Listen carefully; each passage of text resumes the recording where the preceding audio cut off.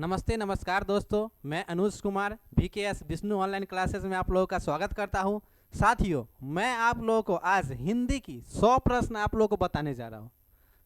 साथ ही यह 10वीं के लिए जो 10वीं का एग्ज़ाम होने वाली है फरवरी में, उसके लिए बहुत ही महत्वपूर्ण और बहुत ही उपयोगी प्रश्न रहेगा इसमें, जो बिहार मॉडल पेपर पर आधारित है और बिहार बोर्ड परीक्षा समिति के द्वारा ही यह प्रकाशित किया गया है।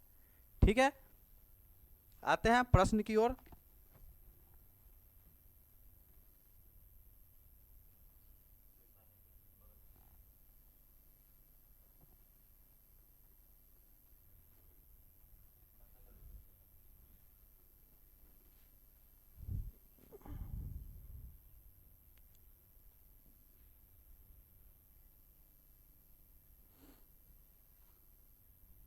सौ प्रश्न देखते हैं।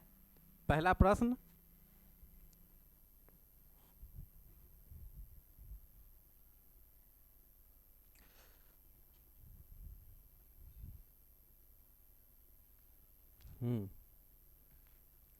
पहला प्रश्न बोर्ड पे इस प्रकार है। ठीक है, तालब स प्रश्न क्या है? तालब स प्रश्न क्या है? तालब नहीं, मूर्धन स प्रश्न क्या है?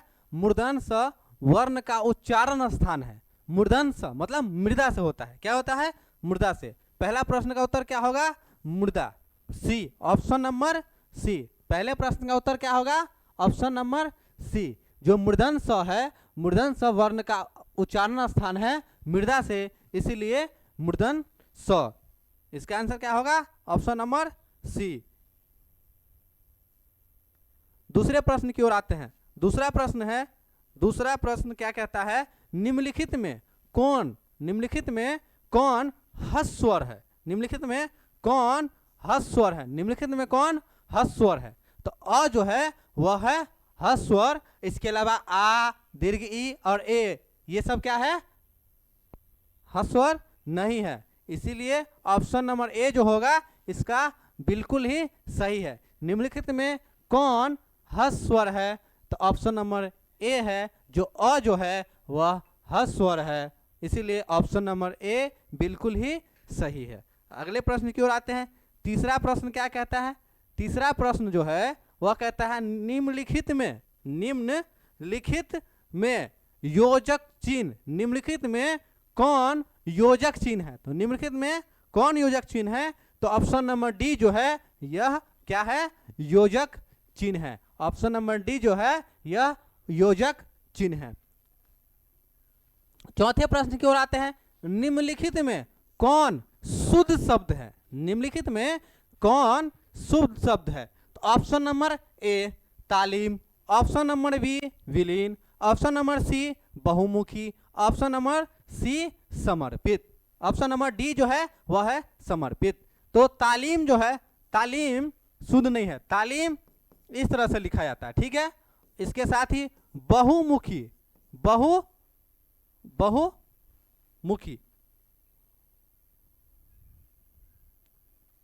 बहुमुखी इस तरह से लिखा जाता है। बहुमुखी।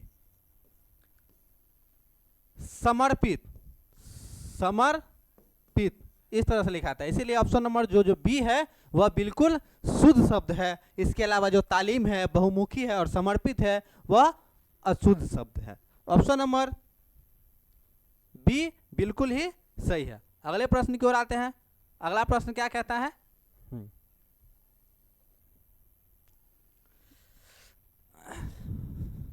अगला प्रश्न है, पांचवा प्रश्न क्या है? जिन व्यंजनों के उच्चारण में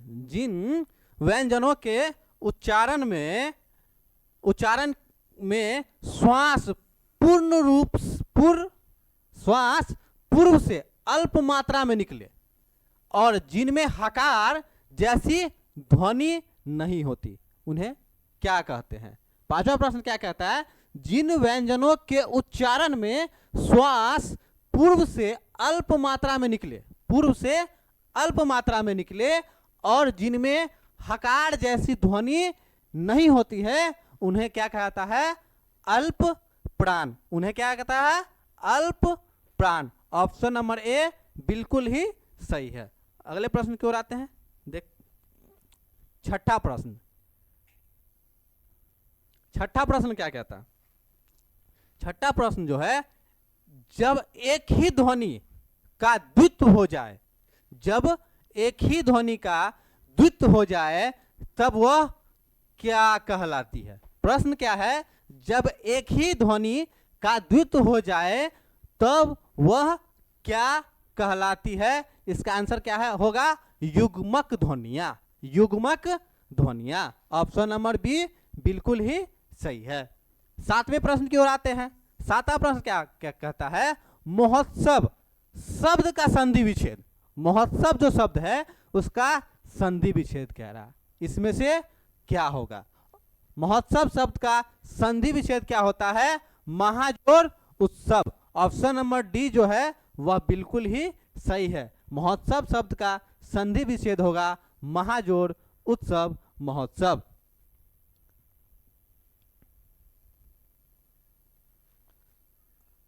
आठवां प्रश्न क्या कहता है? आठवां प्रश्न कहता है यशः जोड़ दा, यशः जोड़ दा, यशः जोड़ दा का संधि क्या होगा?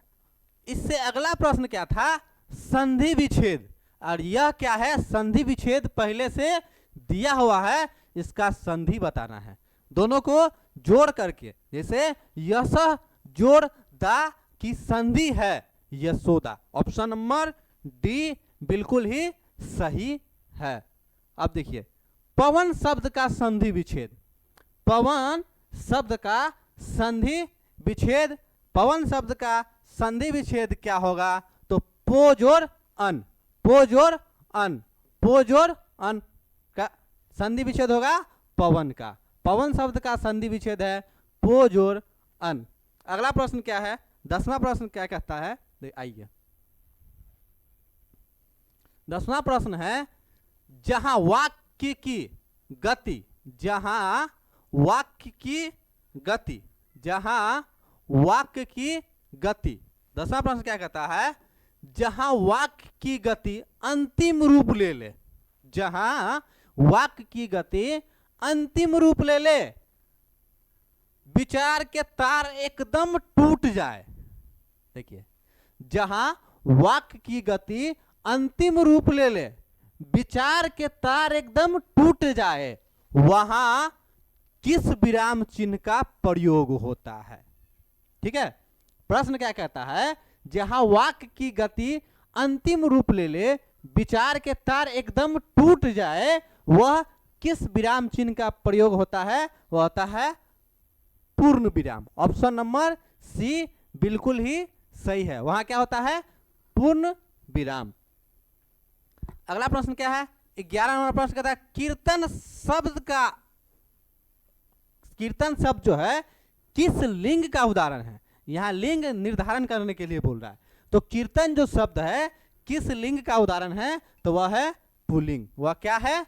पुल्लिंग। ऑप्शन नंबर ए बिल्कुल ही सही है। अगले प्रश्न की ओर आते हैं। 12वां प्रश्न क्या कहता है?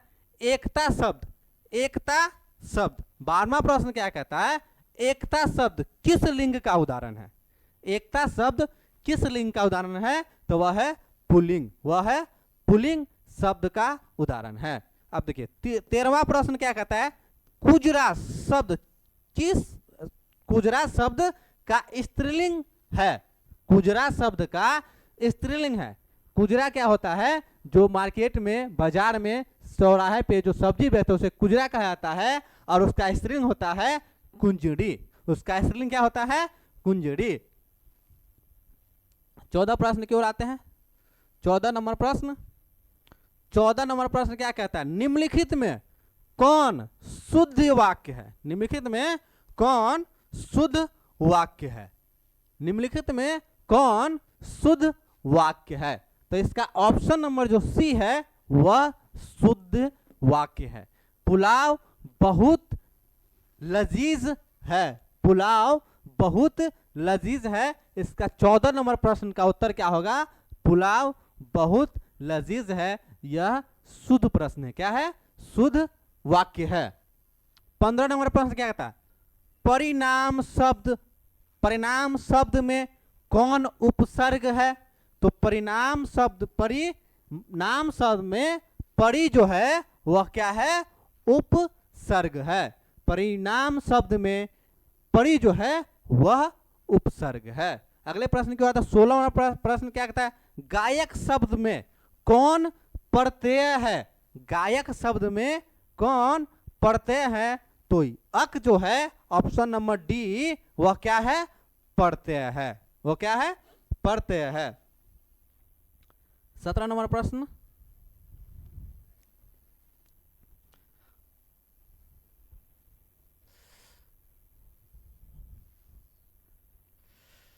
सत्रहवां प्रश्न कहता है रचना। 17वां प्रश्न है रचना अथवा बनावट के विचार से, रचना अथवा बनावट के विचार से शब्द कितने प्रकार के हैं। रचना अथवा बनावट के विचार से शब्द कितने प्रकार है, शब्द के कितने प्रकार, शब्द कितने प्रकार है, 3। कितने प्रकार है, 3। अगला प्रश्न की ओर चलते हैं। अगले प्रश्न देखते हैं, निम्नलिखित में 18वां नंबर प्रश्न क्या है, निम्नलिखित में यौगिक शब्द है। यौगिक नहीं पूछा जा रहा, पे यौगिक शब्द पूछा जा रहा है। निम्नलिखित में कौन यौगिक शब्द है, तो जो दूध वाला जो है इसमें ऑप्शन नंबर सी वह यौगिक शब्द है। 19 नंबर प्रश्न क्या कहता है, निम्नलिखित में कौन तत्भव शब्द है। तत्भव, एक होता है तत्सम, एक होता है तत्भव। तो निम्नलिखित में कौन तत्भव शब्द है, तो वह है आग। ऑप्शन नंबर बी इसका बिल्कुल ही सही है। 20वां प्रश्न क्या कहता है, निम्नलिखित में कौन तत्सम, अभी बोले थे तत्सम, निम्नलिखित में कौन तत्सम शब्द है, वह है खरपर। खरपर क्या है, वह तत्सम शब्द है। 21 नंबर प्रश्न की ओर चलते हैं। 21 नंबर प्रश्न क्या कहता है, राम ने पुस्तक पढ़ी। राम ने पुस्तक पढ़ी। राम ने पुस्तक पढ़ी किस काल का उदाहरण है, किस काल का उदाहरण है, तो वह है पूर्ण वर्तमान काल का उदाहरण है। राम ने पुस्तक पढ़ी वह किस काल का उदाहरण है, तो पूर्ण वर्तमान काल का उदाहरण है। तो ऑप्शन नंबर बी जो है वह बिल्कुल ही सही है। 22वां नंबर प्रश्न क्या कहता है, हिंदी में सर्वनाम के कितने भेद हैं। हिंदी में सर्वनाम के कितने भेद है, तो हिंदी में सर्वनाम के कितने भेद है, 6। हिंदी में सर्वनाम के कितने भेद है, 6। हिंदी में सर्वनाम के कितने भेद है, तो 6। 23वां नंबर प्रश्न क्या कहता है, मोहन ने कुछ नहीं खाया। मोहन ने कुछ नहीं खाया किस सर्वनाम का उदाहरण है। मोहन ने कुछ नहीं खाया किस सर्वनाम का उदाहरण है, तो वह है अनिश्चय वाचक सर्वनाम। किस सर्वनाम का उदाहरण है, अनिश्चय वाचक सर्वनाम।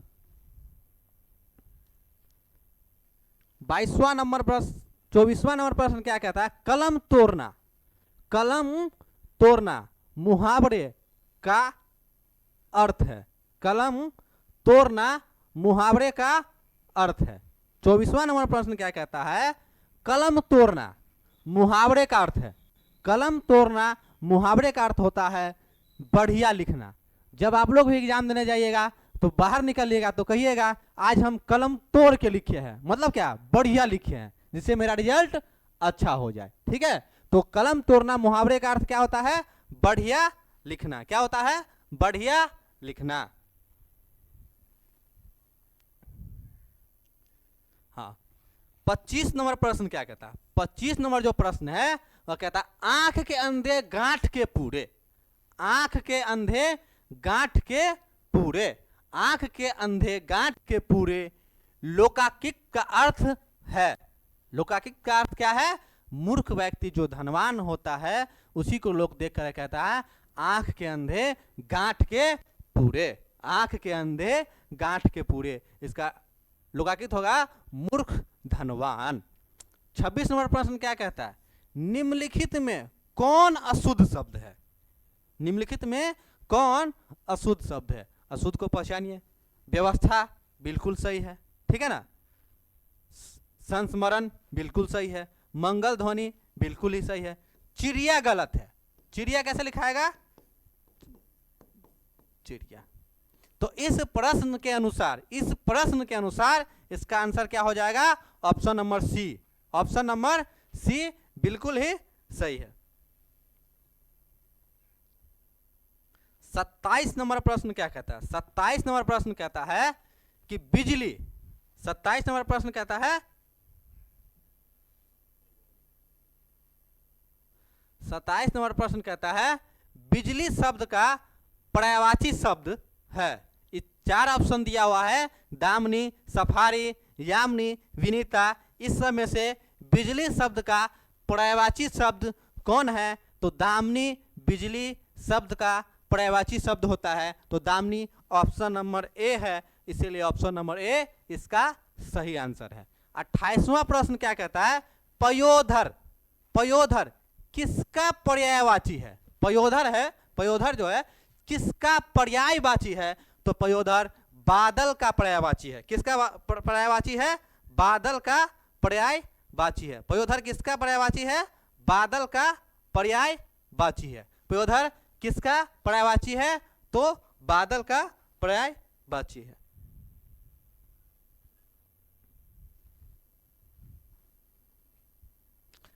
29वां नंबर प्रश्न क्या कहता है?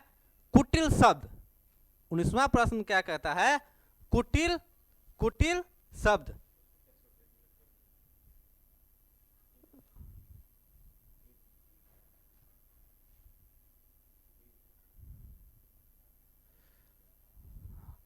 उनतीसवां प्रश्न क्या कहता है? कुटिल शब्द का विलोम शब्द है। ये 4 ऑप्शन दिया हुआ है। ऑप्शन नंबर ए है कोमल, ऑप्शन नंबर बी है सरल, ऑप्शन नंबर सी है सबल, ऑप्शन नंबर डी है जटिल।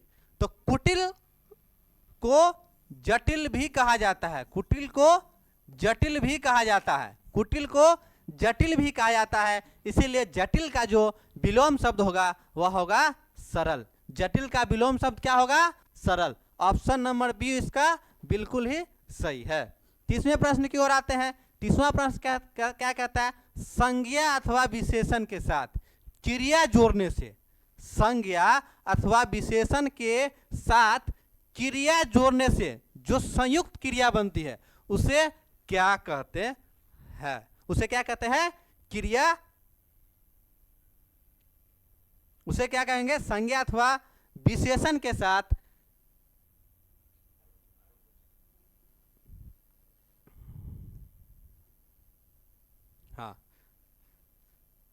संज्ञा अथवा विशेषण के साथ क्रिया जोड़ने से जो संयुक्त क्रिया बनती है उसे कहता है नाम बोधक क्रिया। उसे क्या कहते हैं? नाम बोधक क्रिया। अगले प्रश्न की ओर आते हैं।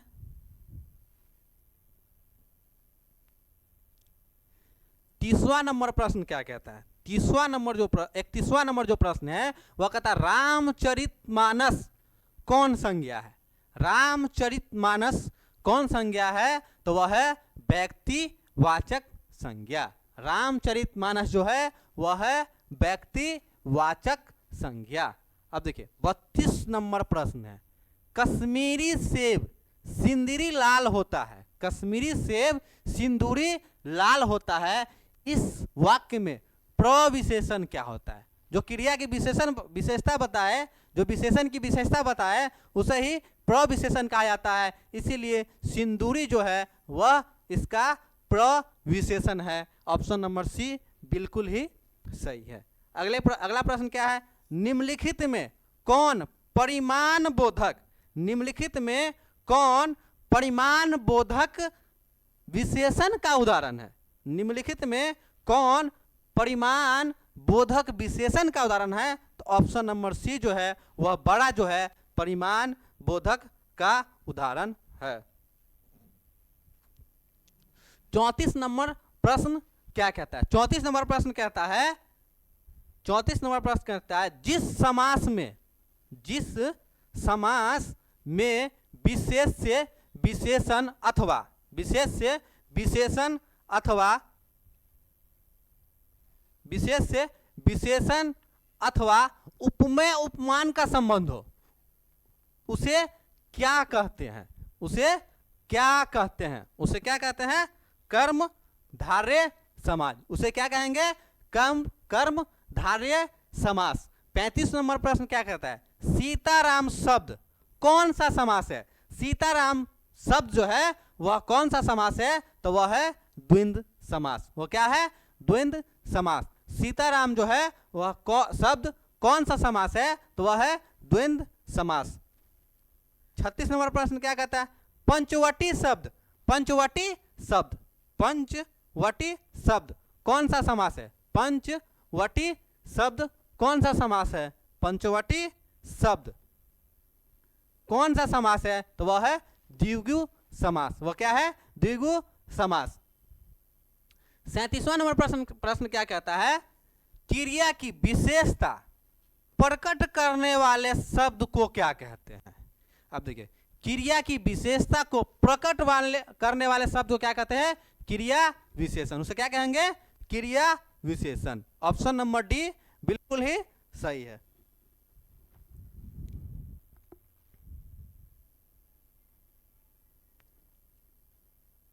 38वां नंबर प्रश्न है। 38 नंबर प्रश्न, निम्नलिखित में आज्ञावाचक वाक्य का उदाहरण है। निम्नलिखित में आज्ञावाचक वाक्य का उदाहरण है। तुम क्या खाओगे? नहीं। पढ़वा इस हिसाब को नहीं बनाएगी? नहीं।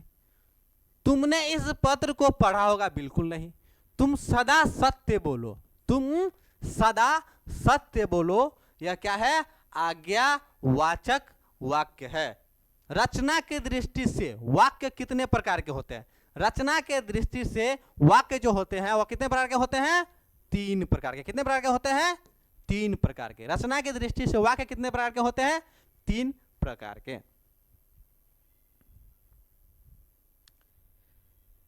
40 नंबर प्रश्न क्या कहता है? निम्नलिखित में कौन मिश्र वाक्य है? निम्नलिखित में कौन मिश्र वाक्य है? निम्नलिखित में कौन मिश्र वाक्य है? तो मैं बिछावन पर गया और सो गया। देखिए, और इसमें कहीं है? एवं और कहीं है? नहीं है। पहला में भी नहीं है, तीसरा में भी नहीं है, ऑप्शन डी नंबर में भी नहीं है। इसीलिए ऑप्शन नंबर बी जो है, मैं बिछावन पर गया और सो गया, वह क्या है? मिश्र वाक्य है। क्या है? मिश्र वाक्य है। 41वां नंबर प्रश्न कहता है, रात और संध्या के बीच की बेला। रात और संध्या की बीच की बेला, जिसमें हम लोग शाम में जो पढ़ाई करते हैं, शाम जो होता है संध्या, उसके बाद जो रात होती है 10, 11, 12 बजे, उसके बीच की बेला क्या होती है? वो होती है गोधूली। क्या होती है? ऑप्शन नंबर बी, गोधूली। क्या होती है? गोधूली।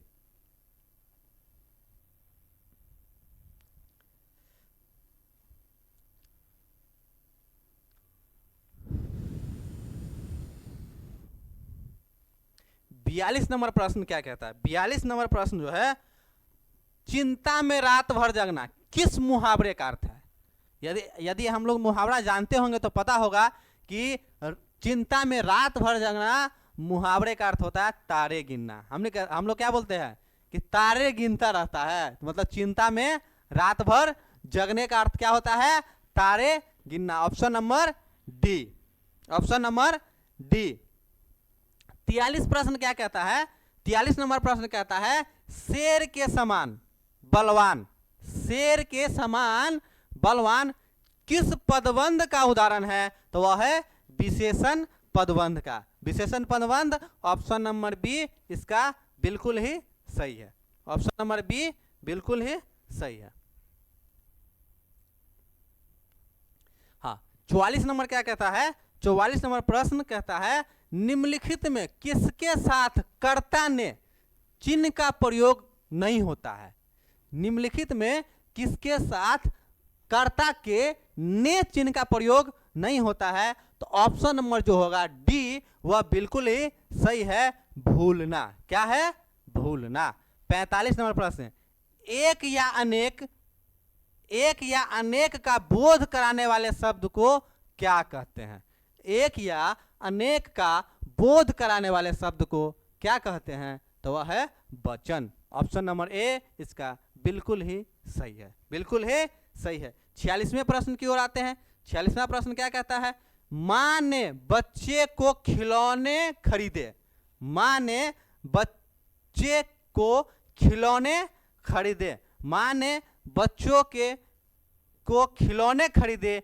यह वाक्य किस कारक का उदाहरण है? तो संप्रदान कारक, संप्रदान कारक, संप्रदान कारक। 46 नंबर प्रश्न का उत्तर क्या होगा? ऑप्शन नंबर ए इसका सही है।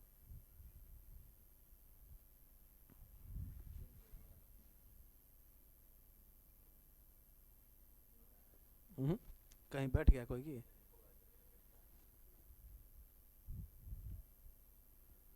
इसीलिए तो नहीं हो रहा था, मक्खी था ना। हाँ।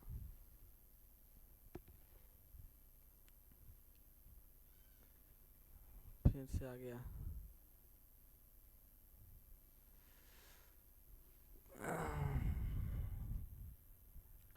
हाँ,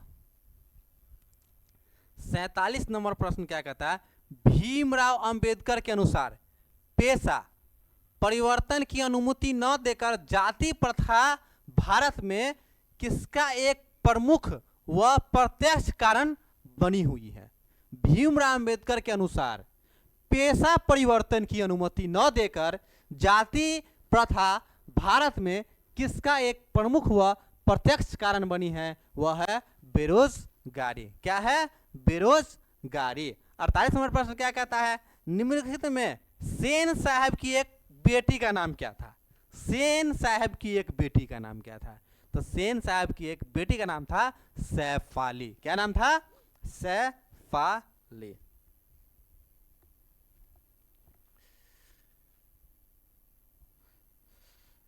उनचास नंबर प्रश्न क्या कहता है?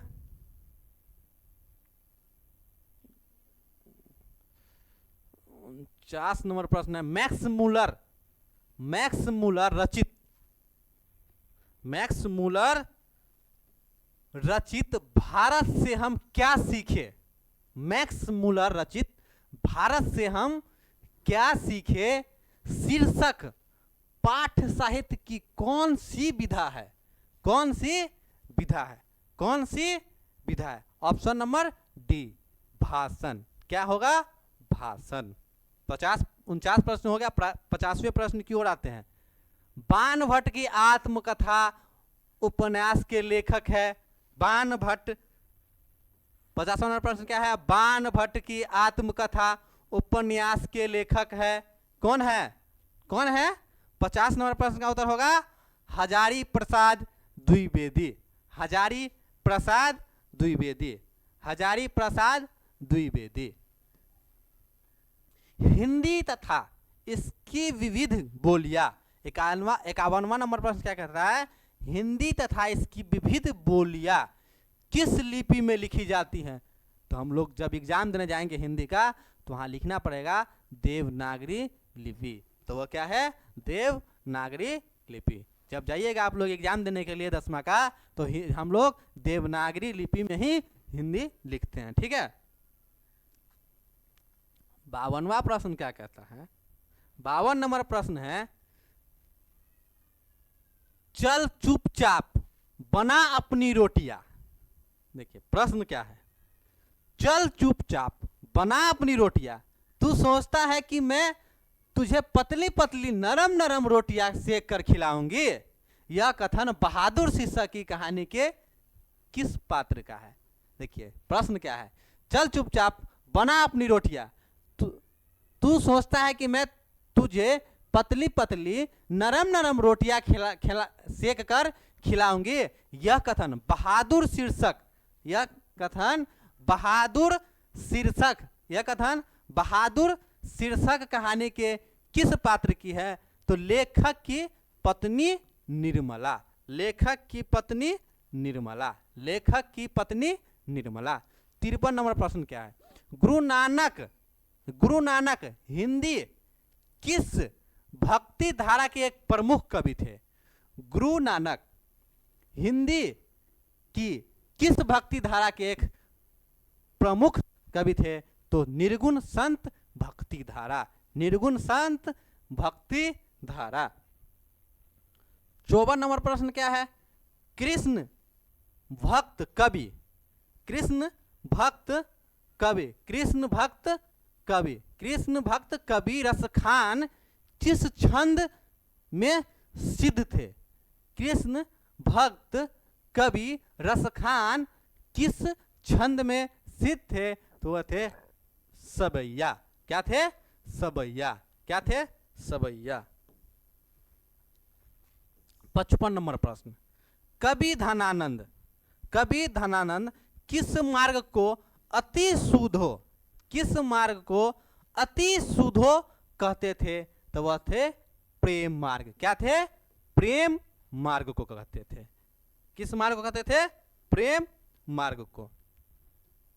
56 नंबर प्रश्न क्या कहता है? कवि प्रेमधन का पूरा नाम, देखिए कवि प्रेमधन का पूरा नाम है बद्रीनारायण चौधरी प्रेमधन। कवि प्रेमधन का पूरा नाम क्या है? बद्रीनारायण चौधरी प्रेमधन। 56 नंबर प्रश्न है, उसका उत्तर क्या है? बद्रीनारायण प्रेमधन। 57 नंबर प्रश्न कहता है पाठ्य पुस्तक में भारत माता, पाठ्य पुस्तक में भारत माता शीर्षक कविता किस काव्य संग्रह से संकलित है? तो क्या है? ग्राम्या। क्या है?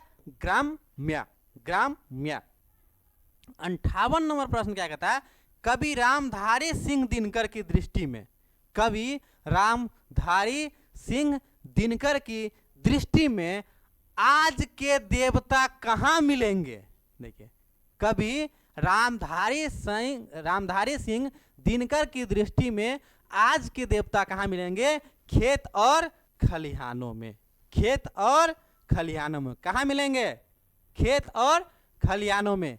किसके अनुसार देवता खेत और खलिहानों में मिलेंगे? तो रामधारी सिंह दिनकर के अनुसार।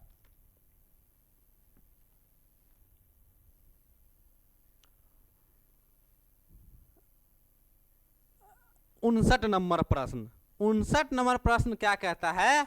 We R Narayan, V R Narayan, V R Narayan ने किस कहानी का अनुवाद किया?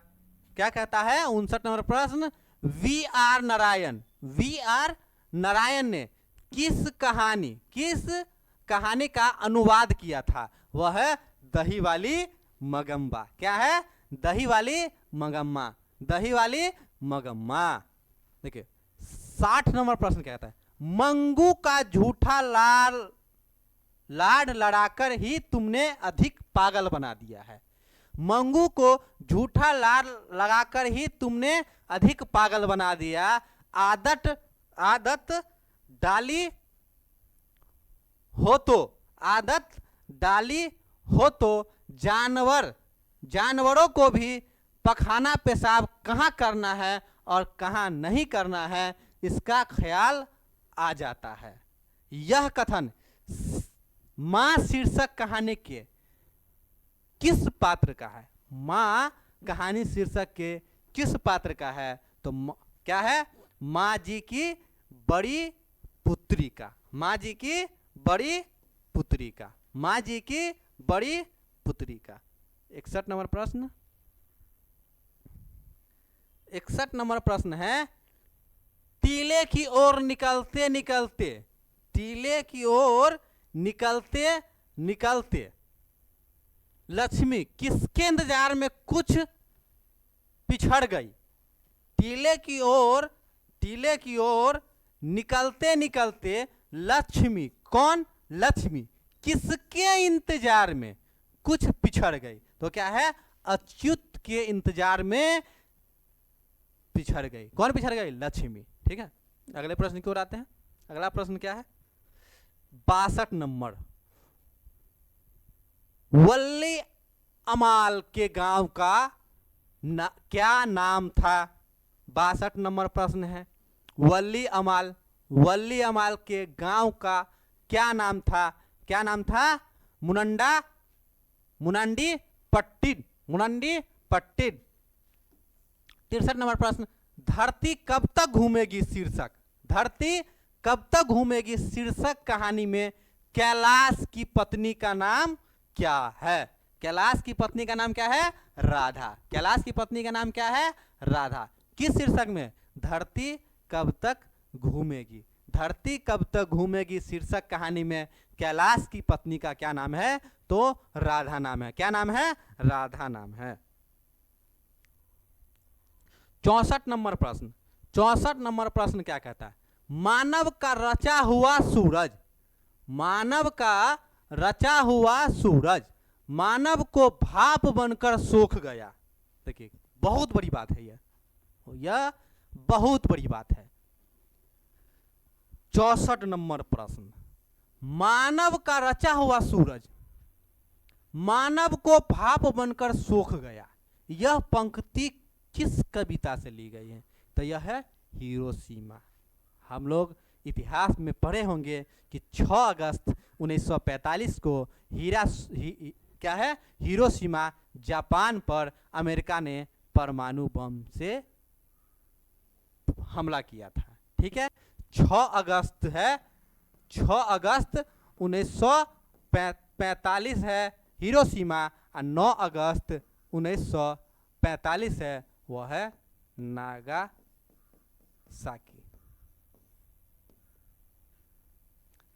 65 नंबर प्रश्न क्या कहता है?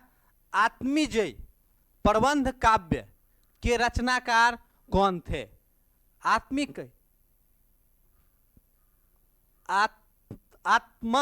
आत्मजयी प्रबंध काव्य के रचनाकार थे कुंवर नारायण। कौन थे? कुंवर नारायण।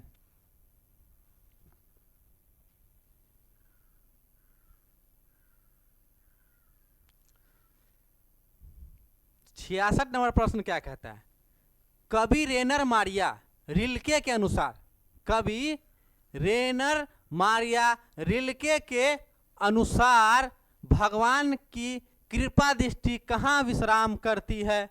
भगवान की कृपा दृष्टि कहाँ विश्राम करती है?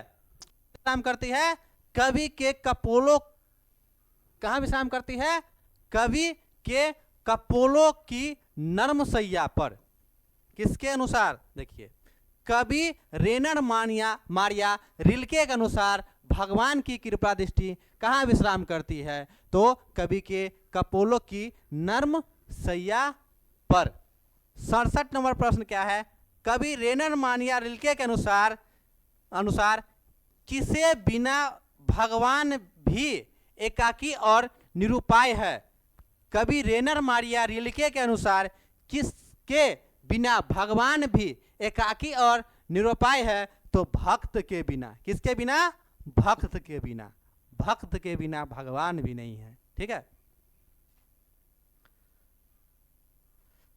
अगले प्रश्न की ओर आते हैं। 68 नंबर प्रश्न। 68 नंबर प्रश्न है समकालीन हिंदी कविता की, समकालीन हिंदी कविता की, समकालीन हिंदी कविता की कवयित्री अनामिका का जन्म कहाँ हुआ था?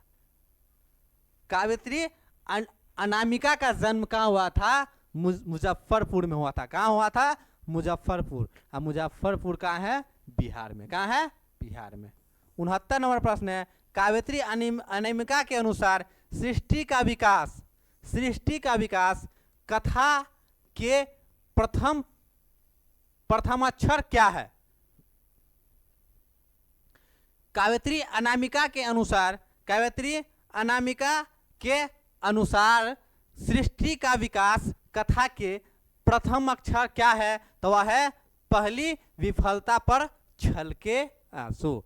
पहली विफलता पर छलके आंसू। पहली विफलता पर छलके आंसू। 70 नंबर प्रश्न क्या है? हमारी नींद। प्रश्न क्या है? हमारी नींद शीर्षक कविता में धमाके से देवी जागरण कहाँ हुआ? हमारी नींद शीर्षक कविता में धमाके से देवी का जागरण कहाँ हुआ? तो गरीब बस्तियों में। कहाँ हुआ था? गरीब बस्तियों में। गरीब बस्तियों में। 71 नंबर प्रश्न क्या कहता है? कुलसुम। क्या कहता है? कुलसुम की देसी घी वाली, कुलसुम की देसी घी वाली कचौड़ी को उस्ताद बिस्मिल्लाह खा कहते हैं। उस्ताद बिस्मिल्लाह खा कहते हैं। कुलसुम किसकी, ऑल क्लियर हो गया, प्रश्न नहीं आएगा वो। चलिए कोई दिक्कत नहीं, प्रश्न ही लिख देते हैं, ध्यान है थोड़ा थोड़ा। हाँ, कुलसुम की कचौड़ी को, कुलसुम की कचौड़ी को, नहीं कोई दिक्कत है, कचौड़ी को उस्ताद बिस्मिल्लाह खान क्या कहते हैं। संगीत में कचौड़ी, आंसर क्या होगा, संगीत में कचौड़ी, संगीत में कचौड़ी। कुलसुम की कचौड़ी के को उस्ताद बिस्मिल्लाह खां क्या कहते हैं, तो उसको कहते हैं संगीत में कचौड़ी। क्या कहते हैं, संगीत में कचौड़ी। हाँ, उससे पहले था, कितना क्वेश्चन था, 4-5 था उसमें, नहीं होगा हम जान रहे।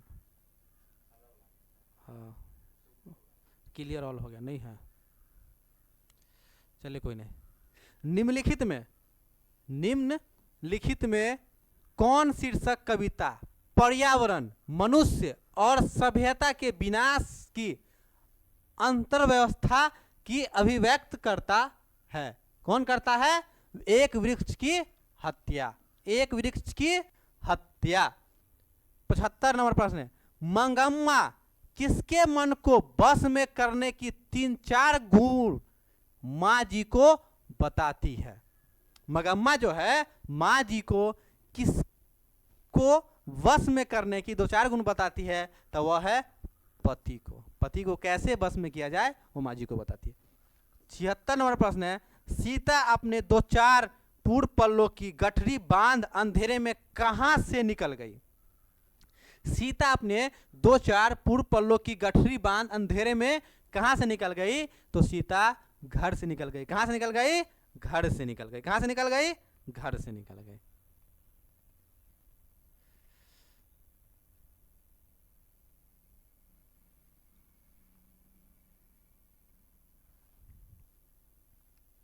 सत्तर नंबर प्रश्न क्या है, निराला की साहित्य साधना। निराला की साहित्य साधना पुस्तक के लेखक। निराला की साहित्य साधना पुस्तक के लेखक रामविलास, कौन थे, रामविलास शर्मा। 77 प्रश्न का उत्तर क्या होगा, option number C, Ramvilas Sharma. 78 number प्रश्न क्या है, निम्नलिखित में कौन उड़िया के एक प्रमुख कथाकार है। उड़िया के प्रमुख कथाकार है, निम्नलिखित में से कौन उड़िया के प्रमुख कथाकार है, तो है सातकोड़ी होता। सातकोड़ी होता। 79 नंबर प्रश्न क्या है, कवि जीवानंद दास, कवि जीवनानंद दास यदि अगले जन्म में हंस बनेंगे तो वह हंस किसका होगा, वह होगा किसी किशोरी का, किसी किशोरी का।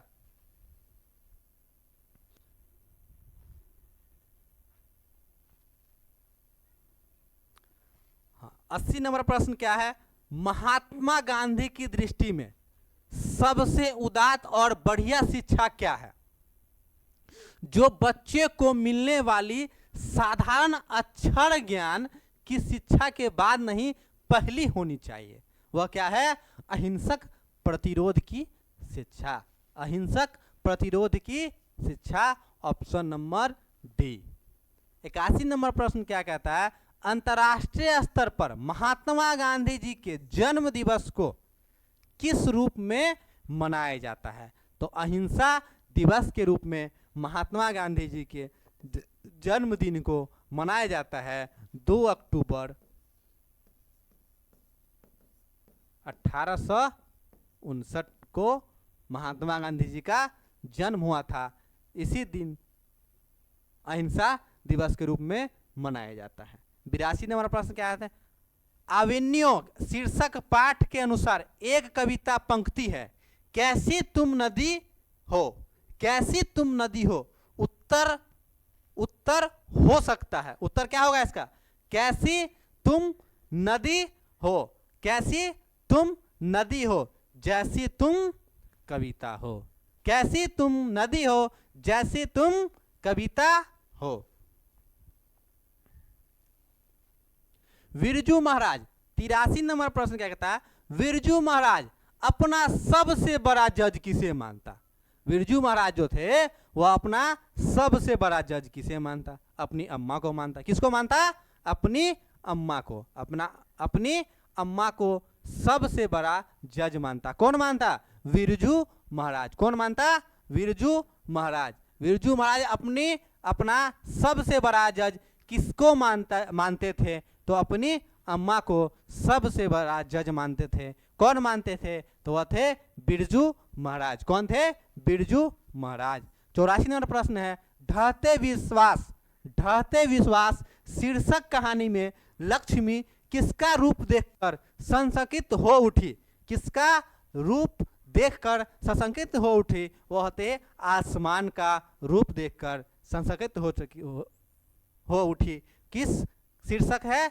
ढहते विश्वास शीर्षक कहानी में। 85 नंबर प्रश्न क्या कहता है? 85 नंबर प्रश्न, चारों ओर खड़े डॉक्टर ने बारी बारी से, चारों ओर खड़े डॉक्टर ने बारी बारी से आकर किसकी सहायता से पापति की आंखों की भीतरी का परीक्षण किया?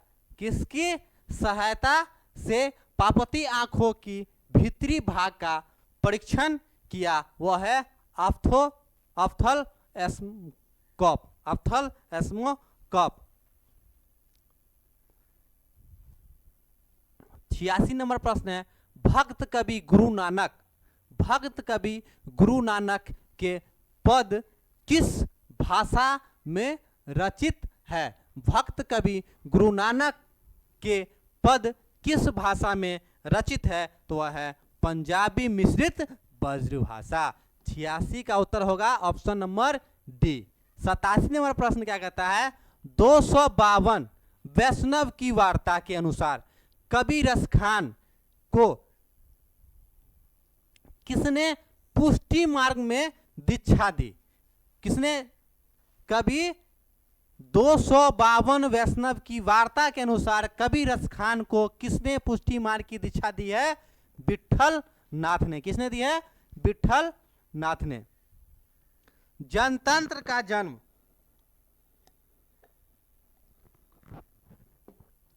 88 नंबर प्रश्न क्या है? जनतंत्र का जन्म शीर्षक कविता के अनुसार मिट्टी की अबोध मूर्त कौन है? मिट्टी की अबोध मूर्त कौन है? तो वह है जनता। कौन है? जनता।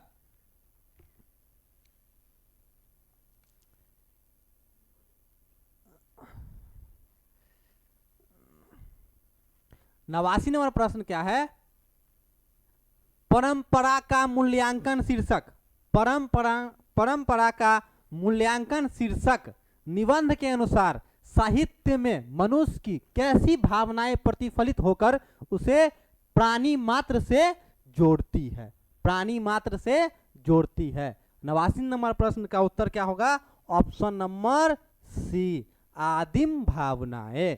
90 नंबर प्रश्न क्या है? गुणाकर मूल्य के अनुसार किस नाटक ग्रंथ से पाटलिपुत्र पटना को नगर कहने की जानकारी मिलती है? जानकारी मिलती है। ऑप्शन नंबर डी, पादता दी कम, पादता दी कम। 90 नंबर प्रश्न का आंसर होगा ऑप्शन नंबर डी। 90 नंबर प्रश्न का उत्तर क्या होगा? Option number D. 91 नंबर प्रश्न क्या कहता है? बूढ़ा चौकीदार वृक्ष जब दूर से ही ललकारता, बूढ़ा चौकीदार वृक्ष जब दूर से ही ललकारता, कौन? तब कवि क्या जवाब देता? कवि जवाब देता दोस्त। क्या जवाब देता कवि? दोस्त। क्या जवाब देता कवि? दोस्त। 92 नंबर प्रश्न क्या है? अक्षर ज्ञान, अक्षर ज्ञान शीर्षक कविता में बेटा ड को क्या समझता है?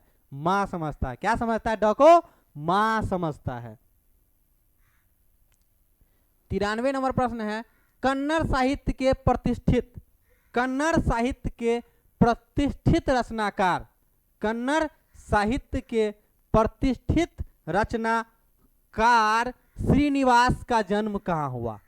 कन्नड़ साहित्य के प्रतिष्ठित रचनाकार श्रीनिवास का जन्म कहाँ हुआ? तो केजीएफ फिल्म में हम लोग देखे हैं कोलार, कोलार से जहाँ गोल्ड माइन का खनन होता रहता है केजीएफ में, तो वही कोलार कहाँ है? कर्नाटका में। कहाँ है कोलार? कर्नाटका में।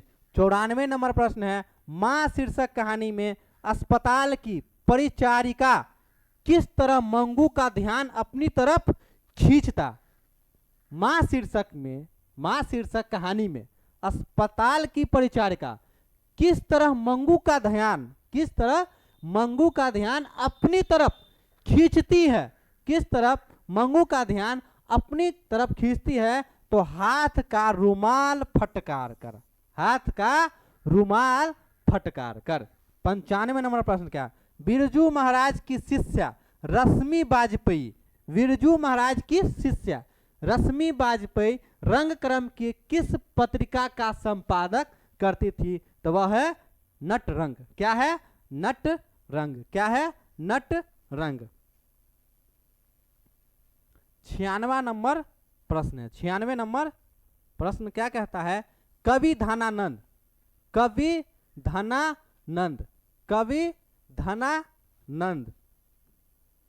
धनानंद किस मुगल बादशाह के यहाँ मीर मुंशी का काम करते थे? क्या कहता है? कवि धनानंद किस मुगल बादशाह के यहाँ मीर मुंशी का काम करते थे? किसका काम करते थे? मीर मुंशी के यहाँ। तो मोहम्मद शाह रंगीले।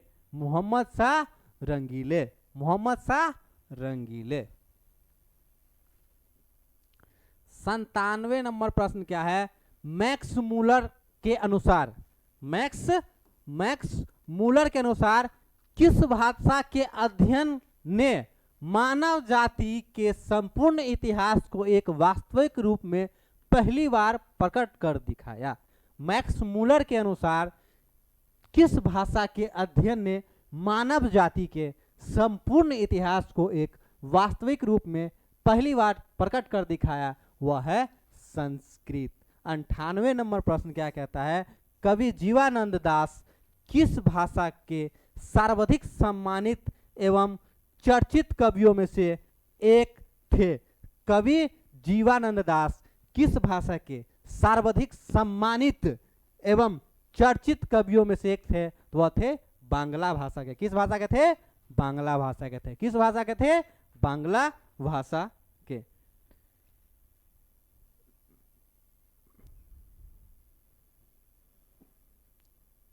99 नंबर प्रश्न क्या कहता है? नाखून क्यों बढ़ते हैं? नाखून क्यों बढ़ते हैं शीर्षक पाठ के अनुसार? नाखून क्यों बढ़ते हैं शीर्षक पाठ के अनुसार? देवताओं के राजा का हथियार वज्र किसकी हड्डियों से बना? वज्र किसकी हड्डियों से बना? तो ऑप्शन नंबर डी दधीची मुनि के। दधीची मुनि के।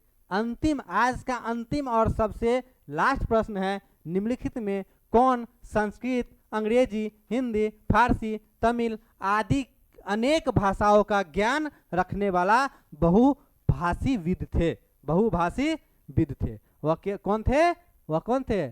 सच्चिदानंद, हीरानंद, वात्स्यायन, अयज्ञ। ठीक है, ऑप्शन नंबर ए इसका बिल्कुल सही है। ठीक है, आज का क्लास यहीं समाप्त होता है।